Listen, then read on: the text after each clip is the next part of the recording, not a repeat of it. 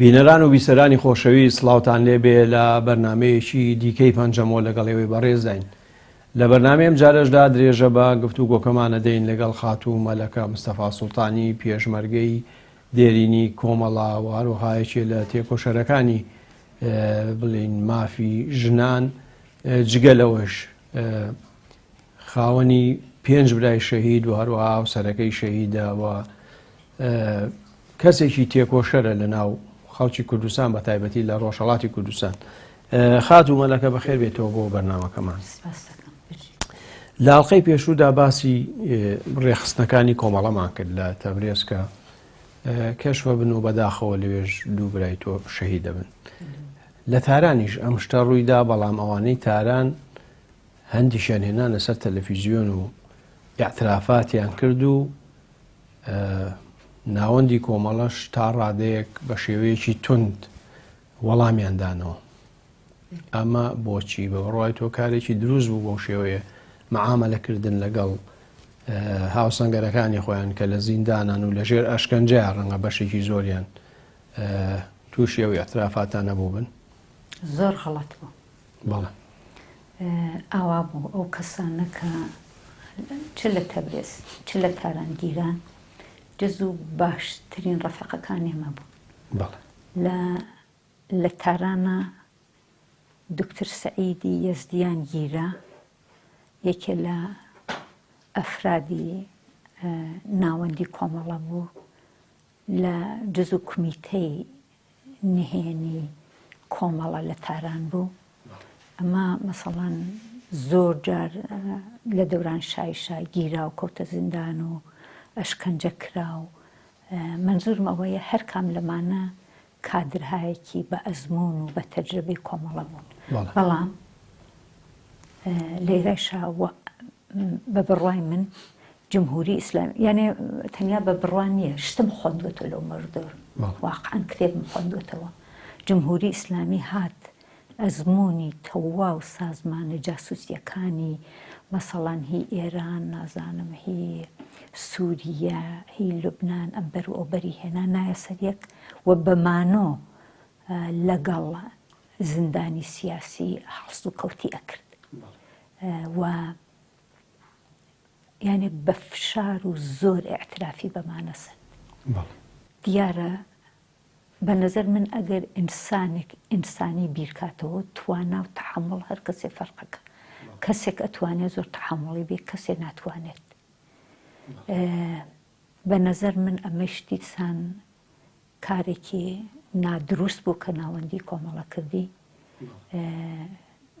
بەیانەیەکی دەرکرد بە ناو زووزەی تەوابین و دیارە فارسی زووزەی تەوابین و خروشە ئینقلاب کە ئەوە بەیاننامە بوو یا وتار بوو؟ وەک بەیاننامە بوو. وەک بەیاننامە. بەجێ من ئاوا بیرەکەمە دەبێت واقعاً جمهوری ئیسلامی مەحکوم کرد، نەک ئەو کەسەی تر. ئینسان لە بلەخەرە لە پێستە و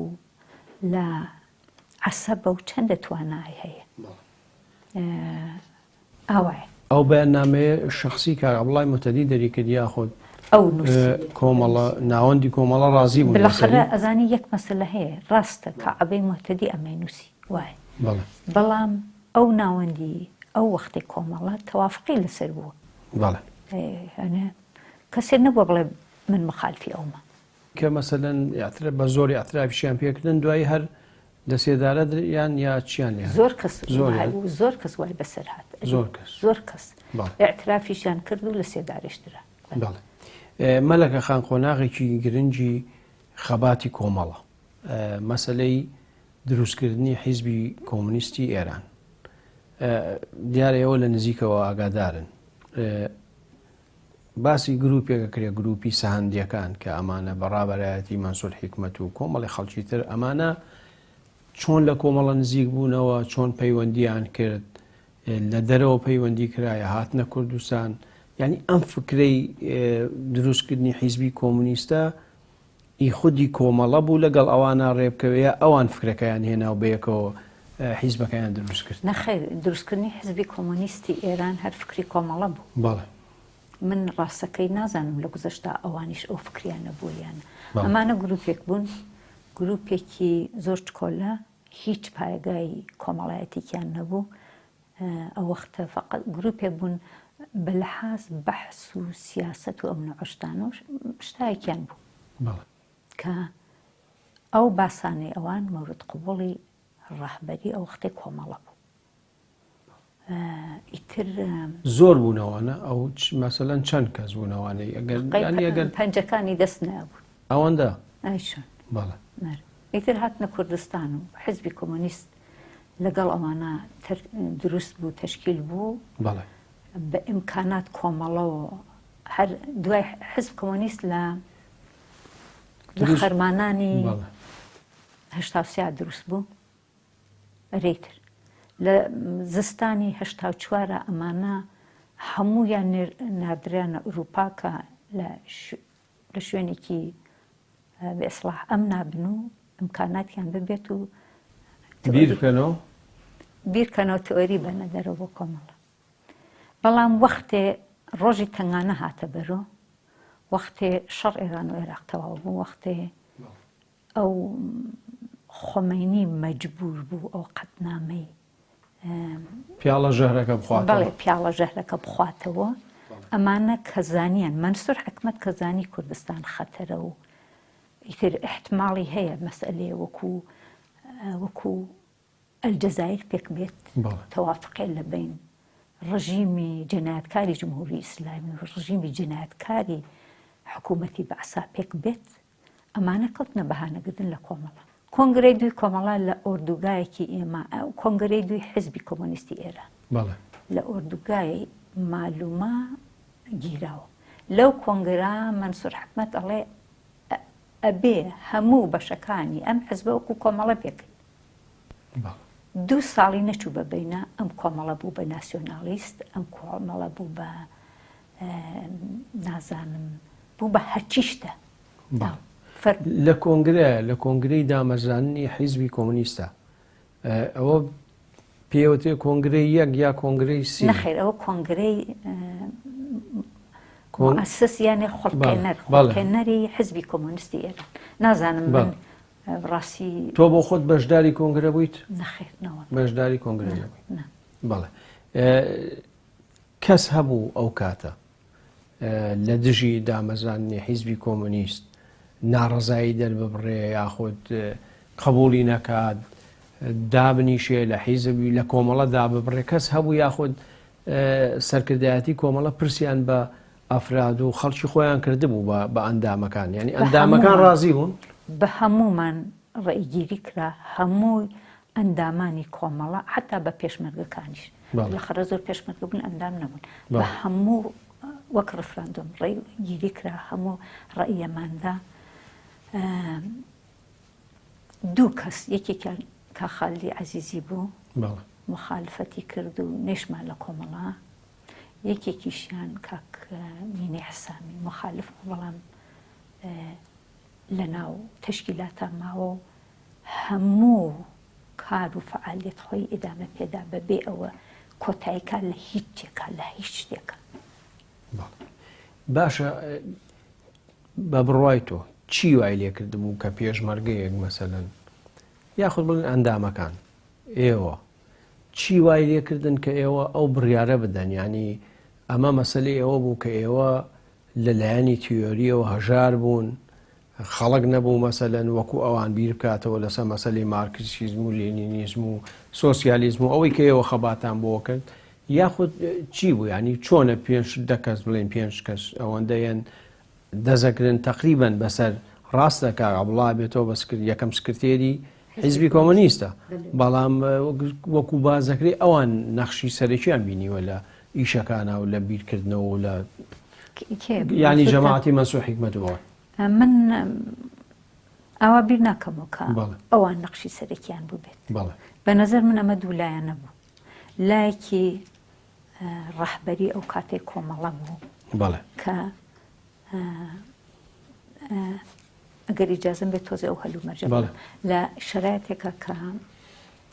ڕژیمی جمهوری ئیسلامی تەواو حیزبە سیاسی و هەموو شتێکی لە بین برد و ڕۆژنامە یعنی خەفەقان و دیکتاتۆری بوو شەڕی ئێران و عێراق بوو پۆل کرێکار و زەحمەتکێشی ئەناردەوە جبهەی شەڕ ئێران و عێراق لە شەرایەتێکا کوردستان داگیر کرا بوو ئێمە فقط ئالان سەردەشتمان بەدەستەوە مابوو حتا بێت هینمان لێ تەنگە بوو بەو مدلە کە بەرخەلاف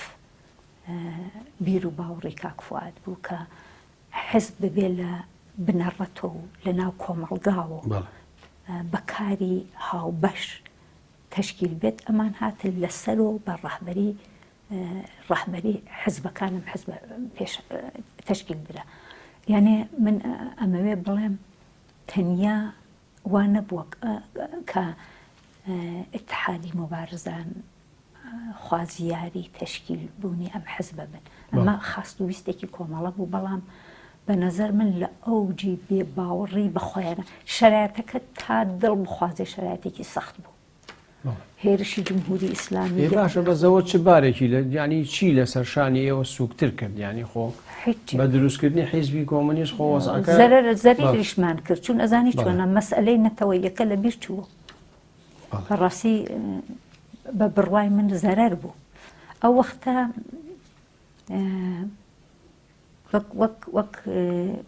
وەک نمونە باسی کەم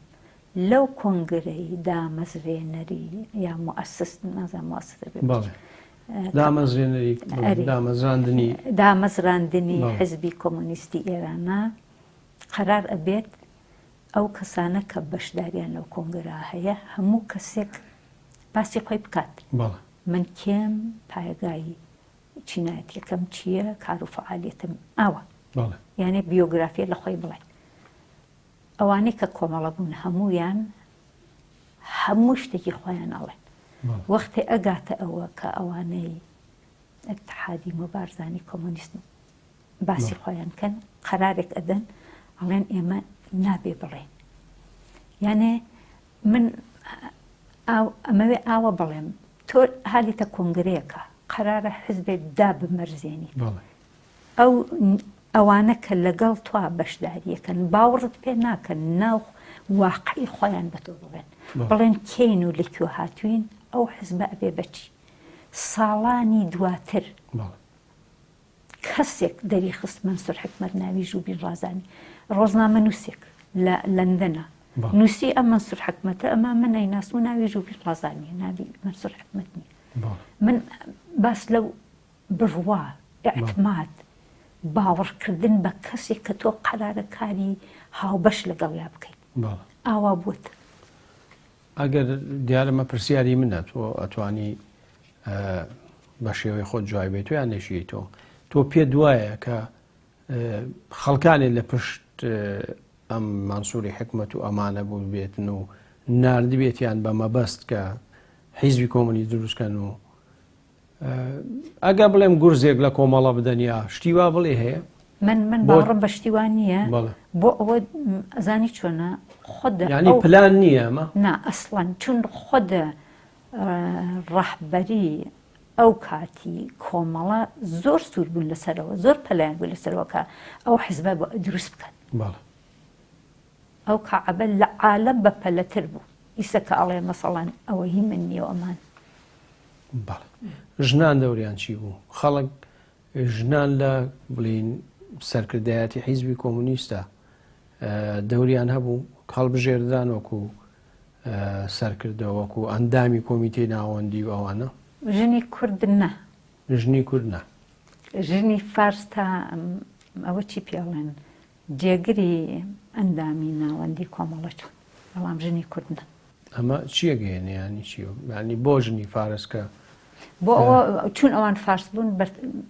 زیاتر بوون لە ئەو ژنەی کە کووردە من بە کورتی یەک بیرەوەریت بگەڕێنمەوە لە نەورۆزی 1970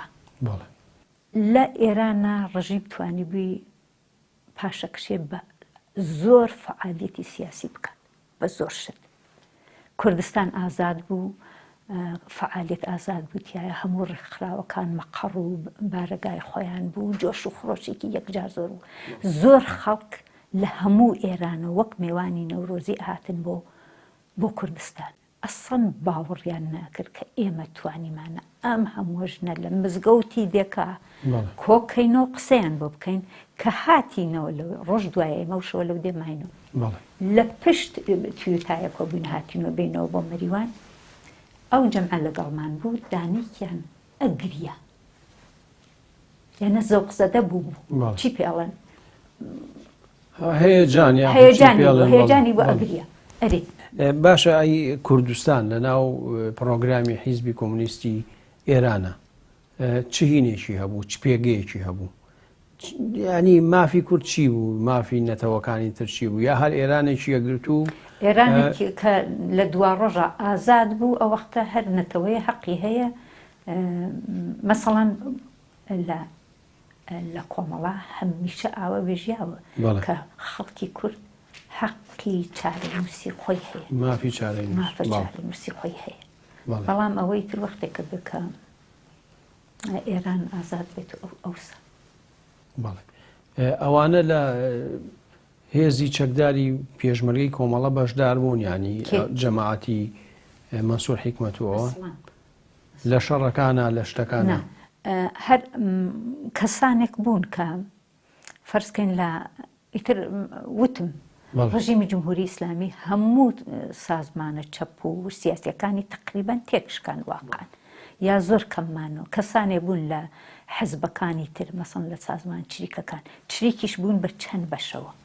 هەر بەشێ ناوێکی بوو مەسەڵەن چریکی ئەقەلیەت چریکی ئارخا نازانم یا لە سازمانی پەیکار ئەمانە کە هاتنە ناو کۆمەڵە بەشداریان بوو یانێ غەیرە کورد بوون زۆر فعال بوون زۆر تێکۆشەر بوون زۆر کەسیان لە کوردستانە گیانی بەخت کرد بەڵام لە ئیتحاد مبارزان کۆمۆنیست یەک نەفەریشیان یەک سەعات لە شوێنەکان نەبووە کە شەڕی لێ بوو بێت کەمەترسی هەبێ خێر ئەسڵان ئەوان لە کۆمەڵە جیابوونەوە ینی بۆچی لە ینی هەڵوەشایەوە یاخود حیزبی کۆمونیست هەرمایەوە چونکە کاک ئیبراهیمی عەلیزادە ئەوان درێژەیان بەو خەتەدا بەڵام بۆچی مەنسوور حیکمەتەوەوان دەرچوون ینی لە ئەوان واقعەن ناڵێم خۆ من باسم کرد ئەوان شتێکی تاکتیکی بوو لە ئێوان بە نەزەر من ئیتر ئەترسان حاڵیتە باشە بەڵام خۆ لەگەڵەوە ژمارەیەکی زۆر لە ئەندامانی کۆمەڵە لەگەڵەوە ناڕۆیشت ئاخر ئەوەش ئازایی ئەوان نەبوو ئەوەیش ڕەهبەری کۆمەڵە بوون ئەویانە کرد کەعبەی مۆحتەدی بەوەی کرد ئەو نەقچی کرد هانی خەڵکیە کە بڕاتە دەرەوە لە کۆمەڵە بڕوانە کەعبە لە مەنسوور حکمەت قرس و قایمتر دفاعی ئەکرد لە نەزەرەکان مەنسوور حکمەت هاتەوە بۆ کوردستان کە بەقەڵ خۆیان کە خەڵک بەخەتکەن لەسەر نەزەری ئەوانە من ئەتوانم شتێ بڵێم ئێمە لە ناو کۆمەڵە هەمیشە زۆر باوەڕمان بە ڕەهبەری بووە ئەو باوەڕە زۆر جار زیادی بووە نەک بڵێم بەدەنەی تەشکیلات کادرەکان ئەندامەکان پێشمەرگەی کۆمەڵە ئەمانە زۆر ئینسانهای لایەق زۆر ئینسانهای فداکار ئینسانی لە خۆبورد و ئینسانی تێکۆشەر ئینسانی سیاسی یەکجار زۆر بوون بەڵام ئەو باوەڕە زیادە لە حەدە بە ناوەندی کۆمەڵە واقعا یعنی ئەتەوێ بڵێ شایستە نەبوون ناوەندی کۆمەڵە شایستەی ئەو هەموو بڕوا و بە نەزەر من بەدەنەی تەشکیلاتەکە زۆر لە بەرتر لە ناوەندیەکەی بوون باش شتێکی تر هەیە خۆناغێکی ترە کە ئەویش بەڕاستی هەر خۆناغێکی ناخۆشە شەڕی ئێوە و دیموکرات بۆچی شەڕی کۆمەڵە و دیموکرات دەستی پێکرد نەئەکرا و شەڕە نەکرێت لەسەر چی بوو ینی شتەکان ئەوەندە گەورە بوون کە بەیەکدا بدەن و خەڵک بکوژرێت و تاکو و ساڵی 90 دیژەم شتە هەر بەردەوام بوو من خۆم زۆر بەداخم بۆ ئەو شەڕە و بەڕاستی خۆم چوون زام زەدەم خۆم بە هاوخەمی کەس و کاری تەوا و ئەو کەسان نازانم کە لەو شەڕە گیانیان لەدەستە بە دیموکراتیشەوە ئەری وەڵڵا بە کۆمەڵە بە دیموکراتیشەوە ئەو شەڕە حیزبی دیموکرات دەستی پێ کرد حزبی دموکرات خۆی چوون سابقەی بإصلاح حزبایەتی زیاتری لە کۆمەڵە بوو و چوون بە تەعدادی کەس زیاتر بوون ئەو ئەیویست کۆمەڵە گوێڕایەڵی سیاسەتی ئەو بێت ئەوە لەبارێک و لەبارێکی ترۆ کۆمەڵە لە دوای شۆڕشی دوای ڕژیمی شاو هاتنە سەرکاری جمهوری ئیسلامی خۆی ئەلەنی کرد بە سیاسەتی دروست وەک بیر و باوەڕ بە جیایی دین لە دەوڵەت دین ئەمری خصوصی و شخصی هەر کەسێک بێ وەک دفاع لە مەسئلەی ژنان دفاع لە مەسئلەی جوتیاران کرێکاران ئازادی و دموکراسی و ئەم نەوەشتانە بە نەزەر من حزب دموکرات بە نەوعێک هەستی بە مەترسیە کردلەوە دەی ئەمە چی پێتێ لە دوا ڕۆژە ئەوان زۆر سونەتی و بە فکرێکۆ کە بە بڕوای من کۆمەڵگای کوردەواریان ناناستی و ڕاهبەریەکەی ئەکسەرەن لە دەرەوە بوون لە کۆنگرەی دووە کاک عەبدوڵای مۆحتەدی گوایە دەنگی هەیە و بڵاو کراوەتەوە یاخود بەیاننامە هەیە و شت هەیە والحاصل لە کۆنگرەیە باسی ئەوە کراوە کە ئەبێ ئەمانە بۆرژوازین و ئەمانە ئەبێ نەمێنن و ئەبێ لێیان بدرێەوە بێ وابێ و وانەکرێ ئەمە ڕاستە یعنی ئەمە لە کۆنگرەی دوو نەبووە لە حاشێ کۆنگرەی دووە دروستە ئەو دەنگە هەیە کاک عەبە قسەی کردووە بەڵام خۆ ئەمە قسەی عەبەی مۆحتەدیە خۆ ئەمە نەبوو بە سکرتێری کۆمەڵە بووە باشە خۆ ئەمە نەبووە بەکردەوە بەڵام من ئەمەوێ ئەوە بڵێم حزبی دموکرات هەمیشە ئێوت خۆت بەختاری بۆ کوردستان دموکراسی بۆ ئێران بە نەزەر من ئەو شعاری خۆشی نەبرد بەڕێگەوە ئەگەر تۆ باوڕت هەیە بە دموکراسی من حەزەکەم ئەوەت پێ بڵێم یەک حزبی فعال لە عەرسەی خەبات لە کوردستانە نەبوو بەدەست حزب دموکراتۆ نەیخوارد بێت لێ نەکوژرا بێت لە کۆمەڵی یەکسانی و سازمان پێکار ئیطلاعیەکیدا یعنی ئەو تەحمڵی نەقدی و ڕەخنەی نەبوو ئیطلاعی داوە مەسەڵەن لە هەرچێکی لەم ئیطلاعیە نووسی بێت لە ناو شاری بۆکانە مەقەڕەکەی ئەوانی دابەر RPG کەسی لێ کەواتە ئێوە هیچ تاوانێکتان نەبوو لەم شەڕەیە من یعنی هەموو خەتاکە خەنە سەر حیزبی حەزەکەم ئەوە بڵێم حزب دموکرات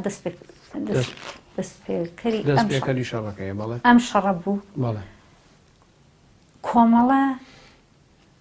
زۆر تەلاشی کرد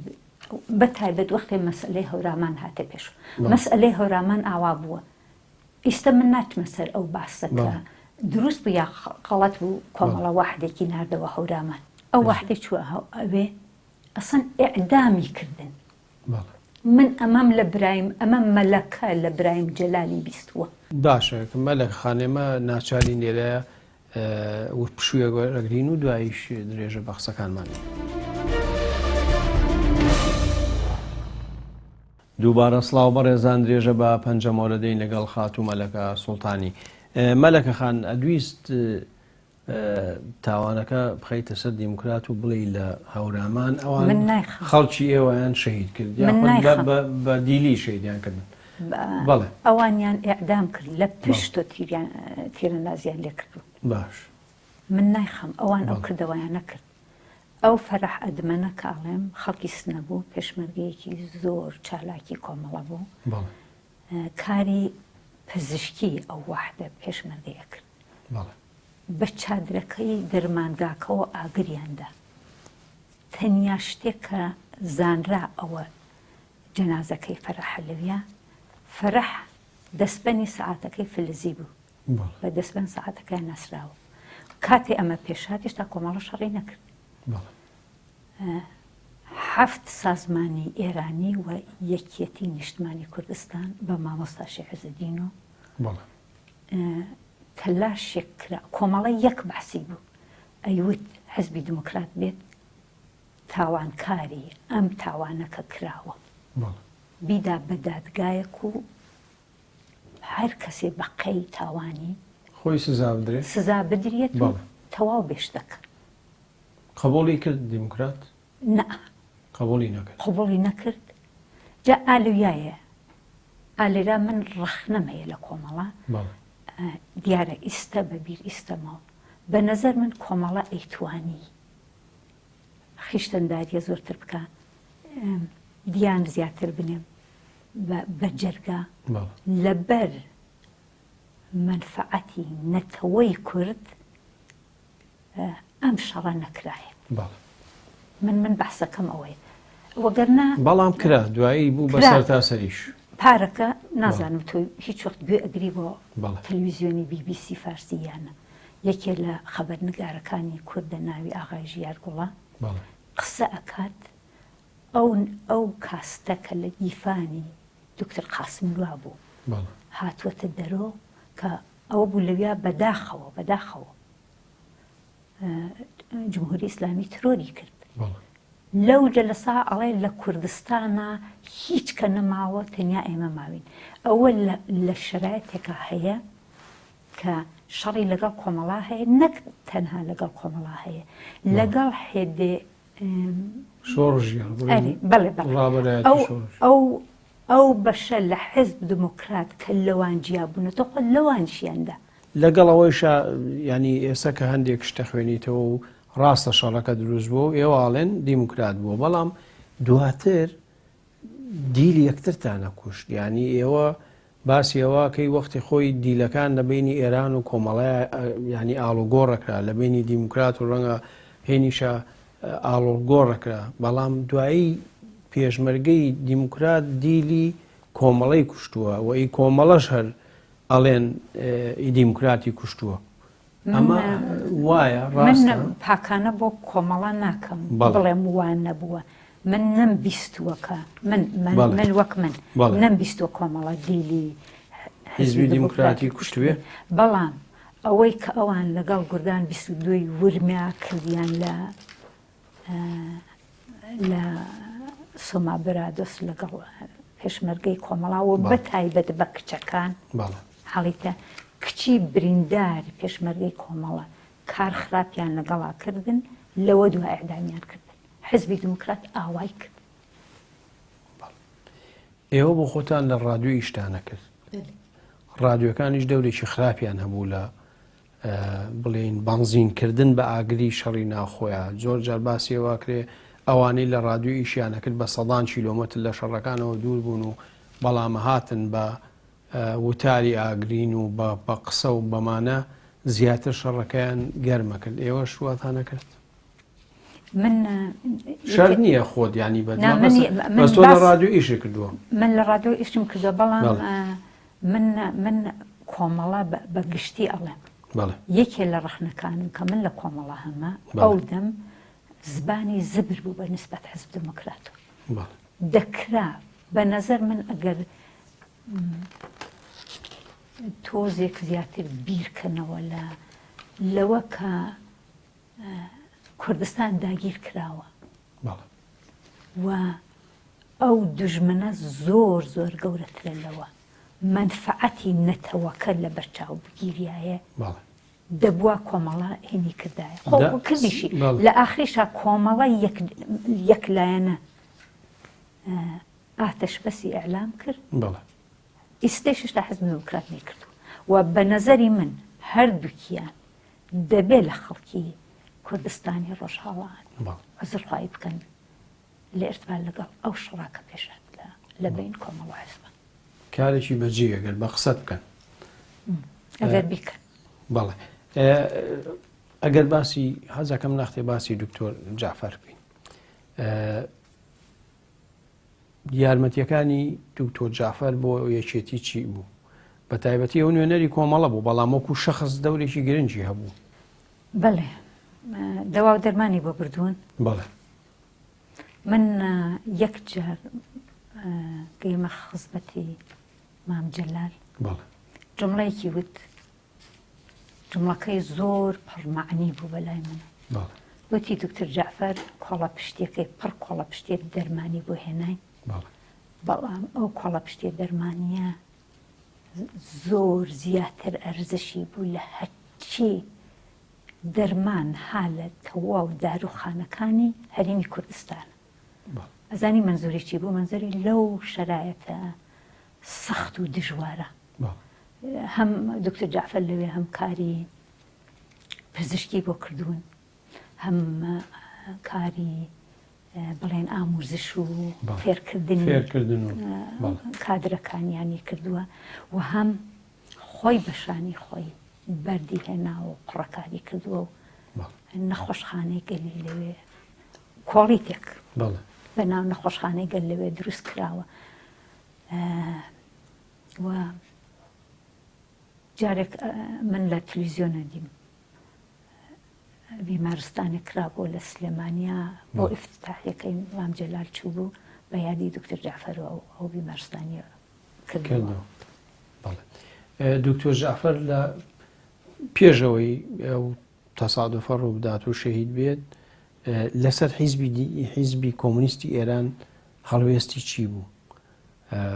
هەر لەگەڵ بوو یاخود گومانی هەبوو، ڕەخنەی هەبوو، حەزیەکە کۆمەڵە بچێتەوە سەر کۆمەڵەکەی جاران؟ ئەمە بۆ مێژوو بازەکەین، تۆ ڕەنگە نزیکترین کەسی بووی کە لەگەڵی بووی. دکتۆر جعفەر ڕەخنەی بوو، زۆریش نەوەکو کەم، بەڵام ئەو وەختانەیشتا ئەو باسانە ئەوەندە گەرمگوڕ نەبوو، ئەوەندە گەرمگوڕ نەبوو. بەڵێ چەند جارێ سەفەری ئەوروپای کرد، ئەڵێن وەکو پێویست بەدەمیەوە نەچوو لە ئەوروپا، تەنانەت باسیەوە کرێ کە لە تونەلبانەکان ناخەوتووە لە شوێنی بڵێن وێزگەی شەمەنەفەر و وا بوو. ئەویش سەبەبێکە بوو، سەبەبێک هۆکارێکەیە پیاوێکی وەکو دکتۆر جعفەر بەو شێوەیە معاملەی لەگەڵ کرێ؟ نا، بەنەزەر من ئەو معاملەکردنە لەگەڵ کۆمەڵە و لەگەڵ کادرەکان و پێشمەرگەکانی کۆمەڵە بوو. جا لای دکتۆر جعفەرە لەوێ بۆ شوێنەکرا، بۆ شێوە کریا و شێوەی تریشمان هەیە. من لە بیرما جەمعێک لە باشترین ڕەفیقەکانی ئێمە پێشمەرگەی کۆمەڵە بوون، دەیان جار یانێ شەڕی مەرگ و زیندگی کرابوو لەگەڵ جمهوری ئیسلامی. مەلەک خان باسی ئەوە کرێ کاڵێ ئابووری بڵێن پارە و مالیەی کۆمەڵە لە ئەوان ئەمانە بەحسیان بوو، ڕەخنەیان بوو لە ناوەندی کۆمەڵە و حیزب کۆمونیست ئێران. وەختی ئەمانە باسەکانیان گشتیان ڕەفیقەل باش کادرێل بە قەول فارس ئێژێ ئستخوانداری کۆمەڵە بوون. لە کۆبوونەوە کاکە قسە ئەکریا دانێک لامانەی اتحاد مبارزان کە هاتووە ناو کۆمەڵە بەناو هاتووە ناو حیزبی کۆمونیست بەناو حەمید تەخوایی ئاوا لەگەڵیان ئەدوێ ئەڵێن نان و گۆشتەکەمانە خۆن و ڕەخنەشمان لێگرن، ئەگەر تیکەیە نان بوو بێ هی کۆمەڵە بوو، هی پێشمەرگە و ڕەنج و فەداکاری کۆمەڵە بوو، نەک هی کەسێک لە دوور و هات بوو. بەڵێ کەواتە مادام باسی نان و گۆشتاوەکەی کۆمەڵاکەین، ئەڵێن ئەخیرەکەی زۆربەی گۆشتاوشتەکەی کۆمەڵە لە دەستی ئەوانە بوو، یاخود پارە و پوڵی کۆمەڵە لە دەست ئەو گروپەیە بووە و بۆ خۆیان بڵێن بەکاریان هێناوە. ئەوە ڕاستە ئەگەر تۆ بزانیت؟ ئەوان نەبوون، ئەوە هەر بە نەزەر من کۆمەڵە بووە ئیمکاناتەکەی ئەدا ئەختیارەوان. پێشمەرگەی کۆمەڵە زۆر بە سەختی، بە فەداکاری، بە گیانبازی لە جبهەکان شەڕی ئەکرد، حاڵیتە بە سک برسی باشە. ئیمکانات کۆمەڵە لە ئختیار ئەوانە بوو کە هەر 6 مانگ دەفعەیە ویلاکانیان بگۆڕن و نام چەند مانگ دەفعەیە ماشینەکانیان بگۆڕن لەبەرەوە لە ئوروپا ئەمنیەتیان نەکەوێتە خەتەر. ئەوە بە نەزەر من کۆمەڵەیە کردی نەک من ڕاستەکەی ئیراد لە مەنسوور حکومەت و نازانم حەمید تەخوایی و ئەوانە ناگرم، ئەوە ڕەهبەری کۆمەڵە بوو. ڕەخنەکە لە خۆتان نەگریت؟ بەڵێ. مەلەکە خان، ینی شتێکە ئێوە لە هاوسەری تۆ و دکتۆر جعفەر کچێکتانە بێت بەیان بۆ ئێوە هیوایەکی خۆش بوو، ینی هەرچەندە لە ناو شەڕ و تەق و تۆقی تەیارە و تۆپ و ئەمە لە دایکە بێ، بەڵام دیسانیش ئێوە زۆر هیواتان پێی هەبووە. بەڵام لەگەڵ ئەوەیشە باسی ئەوە ئەکەیت کە جار هەبوو نەتانتوانی وە قوتووە شیر بکڕن بۆ بەیان یاخود بەیانەکانی ترکە لەو ئۆردوگایە نەیەبوون. باشە کۆمەڵە ئەوەندە داماو بوو کە مەسەلەن هاوکاری مناڵێکی وانەکات یاخود قوتووە شیرێک نەدا بە مناڵەکان لە کاتێکا داوای چوزانم ڕزگارکردنی هەموو کرێکارانی جیهان و تاران و فڵانەکان. ئەمە بۆ من هاتە پێشوە بۆ منەوە مناڵەکەی من و دکتر جعفەر، بەڵام بە گشتی کۆمەڵەوان نەبوو. بە گشتیوانە بە گشتی بەڕاستی ئەوە بەدڵ ئەڵێم کۆمەڵە پڕ بوو لە سەبووری لە خۆبوردەگی لە ئەوە کە گیان و ماڵ خۆیان لە اختیار کۆمەڵادا بن. من لە بیرمە کەڕتێک کۆمەڵە فشاری ماڵی بۆ سەرهات هاتە سەری هەموو کەسێک حتا هەڵقەی زەماوەنەکەی خۆیاندا بە کۆمەڵە. منزورمە ئەوەیە بە گشتی کۆمەڵە ئاوا بووە. بەڵام زربل مەسەلێک کوردی هەیە ئەڵێن لە ناو بێستانێکە هینێکی کرماڵیش ڕێەکەوێت بوو بە نەفس من ئەم بەرخودە کوریا بۆ شیرەکەی مناڵەکەم، بەڵام ئەمە واقعەن ئەمە گشتگیر نەبوو. منتەها من ئێستا کە بیرەکەمەوە لەوە ئەو دەم هەم من و هەم دکتر جعفەر زۆر بە سەبووری و دڵ ئاواڵایی و بەوە بەرخودمان کرد. ئەمەوێ بڵێم ئەو سەردەمە ئاوا بوو ئینسانەکان هەموو شتێکی لە پێناو شۆڕشا بوو. تۆ خۆت کەسوکاری خۆت، مناڵی خۆت، مێردەکەی خۆت، ژنەکەی خۆت مەسەلە نەبوو. مهم ئەوە بوو کە تۆ چی ئەتوانی بۆ ئەم شۆڕشە بکەیت. ئەم ڕۆحیە لە دکتر جعفەرە زۆر زۆر قەوی و بەرجەستە بوو. لە من و لە بنەماڵی منیشا هەروەها بووە. من ئیسە بیری لێ یەکەمەوە دەبووە وەختە بە قەوڵ کوردی خۆمانەڵێ یەخەی خۆمدا بدڕیایە بۆەوە کە بۆ ئاوا بەرخۆت کرا. بەڵام هەر بەوە تەواویەکەم ئەمە گشتگیر نەبوو. فداکاری لەناو کۆمەڵا یەک جار زۆر بوو. دکتۆر جعفەر ینی باوکێکی چۆن بوو بۆ بەیان؟ زۆر بینیان خۆش بوو. زۆر بینیان خۆش بوو. زۆر کەمیش بێگۆ بوو. بەیان دروست لە 31 ئاگوستی 1970 لە بیمارستانێکی حەزبی دموکرات لە ئالانی سەردەشت لەدایک بوو. زۆر یانە ئەحتیاجیە شیری من وشکی کرد بوو. من زۆر جار بەڕاستی نەمەتوانی حتا ئەو گەرم و قەنێ بە بەیان. من دیبووم لە دێهاتە بەعزە ماڵێ مەسەر مناڵەکان ئەو گەرم و قەنێ. مەجبور کەوتم ماوەیە دام بە ماڵ خانەوادەیەکی پێشمەرگەی کۆمەڵە کە کوڕەکە ئێدام کرا بوو، کچەکەشیان ڕەفیقی خۆمان بوو لە یەکێتی ژنان مەریوانە. چەند مانگێک لەوێ بوو لەوەدا ناردمەوە، 9 مانگ 10 مانگی بوو بەیانم ناردەوە بۆ لای دایکم. زۆر ماوەیەکی کەم یعنی جوابی ئەو پرسیارتە بەیان و دکتر جعفەر بەیەکەوە بوون، بەڵام نێوانیان زۆر خۆش بوو بەیەک. زۆر جار بە قەڵا دوشکان لە ناو ئۆردوگایە گەڕان. دکتر جعفەر کەسێ بوو کە پێش شۆڕشی ئێران لە ناو یەکێتی نیشتمانی کوردستان و کۆمەڵی ڕەنجدەران بوو و بە دوای ئەویشا دکتر جعفەر یەکێ لەو کەسانە بوو کە زۆرترین پەیوەندیەکانی ئەگر لەبین کۆمەڵە و یەکێتی نیشتمانیە. ئەمە بە نەزەر من لە دەوڵەت باش یعنی کۆمەڵێشی جوخت نێشارد بوو. کۆمەڵێش هەر کاتێک لەگەڵ کاربەدەستی ڕژیمی باس بەرەو ڕوو بۆیان ئەیان وت کە ئێمە پەیوەندی وامان هەیە و بوومانە. ئەمە شادراوە نەبوو. کەواتە گومانەکە لە باسە؟ من گومانم لە باسە، بەڵام کەم تەرخەمی ڕەفیقەکان خۆشمانی هاتیە. کەم تەرخەمی چییە کە نیان پارازیا خۆت ڕێگەیاندا و ڕێگەیە بگرێ بچێ بێت و بچێ زیاتر چی؟ کام ماشین کام شۆفێر کام تەرخەمیەکەوە. ماشینی باشیان بوو لە بەغا ماشینەکەیان نەنارد ماشینێکیان نردبوو ئەزانی ئەوەیە کە پێشەکەی سافە تا خوارەوە ئەو ماشینەکە دای لە ئەم یەکسەری تر یعنی یەک کەلیمەش نەیتوانی بۆ قسە بکە. دواییش جەنازەکەتان بردەوە بۆ سلێمانی ئێستا گۆڕەکەی لە سلێمانیەوە نیە؟ ئەو وەختە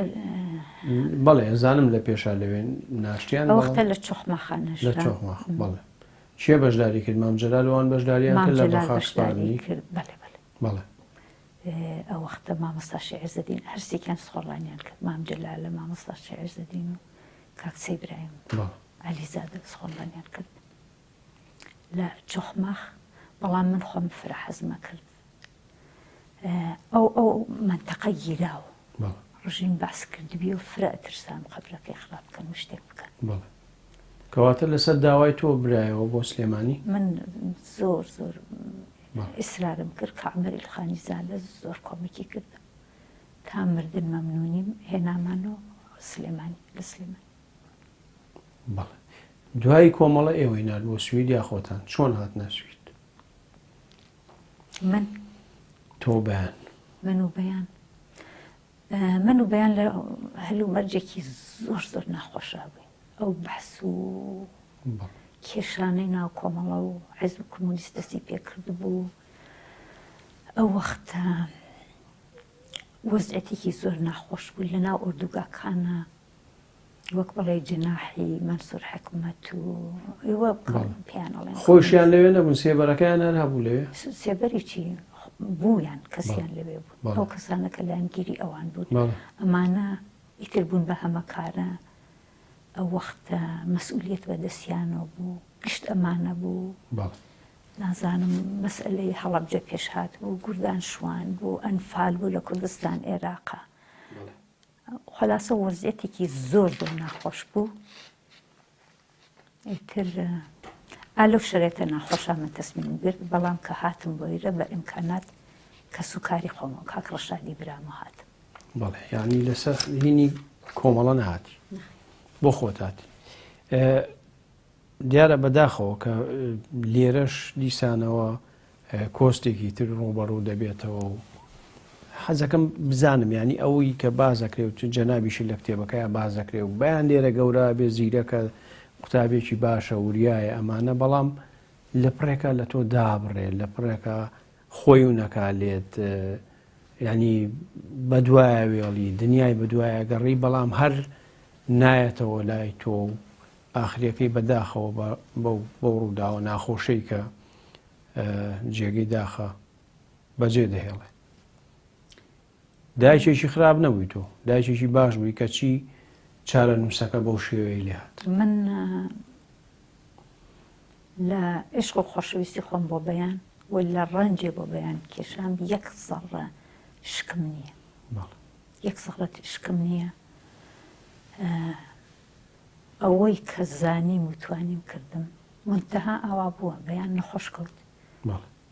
لە ساڵی ئاخری دەبیرستانی بوو لە ترمی دووەکەیشە کەم کەم متۆجە بوو نەخۆش بوو هەرە وەختە پێکەوە لەگەڵی چوونە لای دکتۆرەکە وتی ئەمە نەوەیەک خەمۆرکیە و بۆ زۆر کەس دێتە پێشەوە چون هینە چون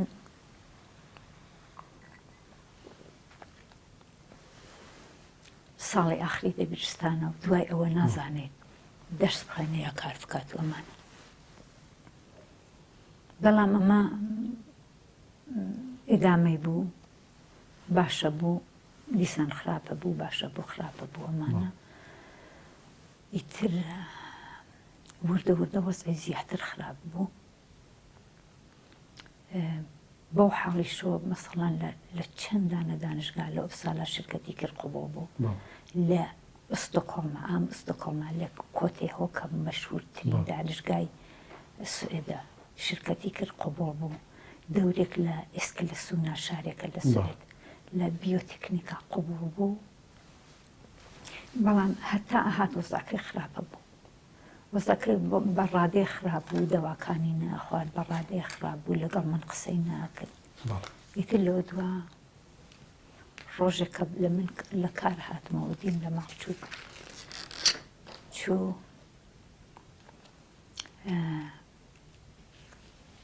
تا 8 ساڵ نەمدیەوە تا 8 ساڵ لەوەدا باش گوێ لە دەنگیە بوو جارجار گوێش لە دەنگی نەبوو یەکجار تەلەفۆنی کرد یەکجار تەلەفۆنی کرد وتی دایە زۆر بیرتم کردە زۆر بێتاقەتم بووت حەزەکەم بتبینم منیش پێم وت حەزەکەم بتبینم ئەمەوێ بڵێم سیستمێکی غەڵەت لەم کۆمەڵگا واقعەن بوو بە باعیس من و بەیان نەخۆش بوو من ناڵێم بەیان نەخۆش بوو بەیان خۆی بڕیاریدا ئەوە بکات بەڵام ئەو سیستمە پاڵی نابە بەیانەوەکە کەوا بکات کە من جەنازەکەی بەیانم دیوە بەداخەوە بەڵام حەزەک تۆ یەکێکی لەوانی کە زۆر یعنی بۆ با خەڵک ڕوون بێ ڕەنگە خەڵک باسی ئەوەژەکە لە راپۆرتەکانە شتی وا هەیە کە باسی ئەوە کرێ کە ئێوە ڕێگری بوون لە هەندێک شتی ئەوە لە کاتێکا لە کوردستان باسی یەکسانی ژن و پیاوەوانە بۆ نمونە ئێوە قەت لەسەر مەسەلەی شەرەف و ئەم شتانە ڕێگریتان لێ کردووە مەسە کەسێکی خۆش بوێ لەگەڵ ئەوە ڕاز نییە بەدڵنیایی و ڕاست نییە چون ئەزانی چۆنە من لە ناو خەزانە کەسوکاری خۆمە حەمامی خوێن دروست بوو بە قاڵ معروفێژی ئەم حەمامی خوێنە بەشێکی لەسەر مەسئلەی ژن و ئازادی ژنان دەی چۆن من بۆ کچەکەی خۆم ئاخر بەیان تەنیا کچی من نەبوو بەیان وەک دایکی خۆشەویستی من بوو بەیان خۆی لەم ئاخرانە کە حاڵی فرەخرا بوو ئەڵێ دایکم نایەڵێت مەسەڵەن گوێ بە مۆزیک بەم نایەڵێ لیباسی جوان کەمە بەرم نایەڵێ ڕەفیقی کوڕم بێت بەڵام کەواتە ئەوانە پەیوەندی بە نەخۆشیەکەیەوە ئەوانە فقط نەخۆشیەکەی بوو ڕەتی بەوە نەبووە کە کەسێک من یا کەسێک بەرگری لە بەیان بکە مەلەکە خان بەڕاستی ژیانی تۆ بنەماڵی ئێوە و بەیان و دکتۆر جعفەر و هەموو ئەوانەی کە تۆ لە ماوەی ئەم 40 ساڵەیە خەباتت بۆ کردووە و تێیدا ژیاوی شایانی نەگەوەیە کە بەرنامەی لەسەر بکەی شایانی ئەوەیە بەبێ ینی مجامەلە بکرێ بە فیلم و بکرێ بە ینی شتی گەوری لێ دروست بکرێ ئێمە ئەوەی کە توانامان بوو کە لە خزمەتتا بین ئەم چەند ئەڵقەیە لە بەرنامەکە لە خزمەتتا بووین هیوادارم کە ینی برینەکانمان کولانیتەوە بەڵام بمان بەخشیت سپاس دەکەم بۆی کە بەشدار بووی ئەگەر شتێک بفەرمووی دەگینا ئێمە لێرەیە کۆتایی بە بەرنمەکانێنین و هیوادارم خەمەکانت سووک بێت و تەمەنێکی درێژ و لەشێکی ساختەوێت من سپاسی ئێوەکەم کە مەختانەدا بە من زۆر سپاسی خۆت و هاوکارەکان دەکەم کە بە منەوە ماندوو بوون هیچ عەرزێکم نییە زۆر سپاس دەکەم بینەران و بیسەرانی خۆشەویست بەم شێوەیەتی نەکۆتایی ئەڵقەی ئەم جارەمان یاخود بەرنامەی پەنجەبۆری ئەم جارەمان کە لێرە لە ستۆکۆڵم تۆمارمان کرد لەگەڵ زۆر بەڕێز مەلەکە خان مستەفا سوڵتانی بوو پێشمەرگەی دێرینی کۆمەڵە بەخواتان نەسپێت.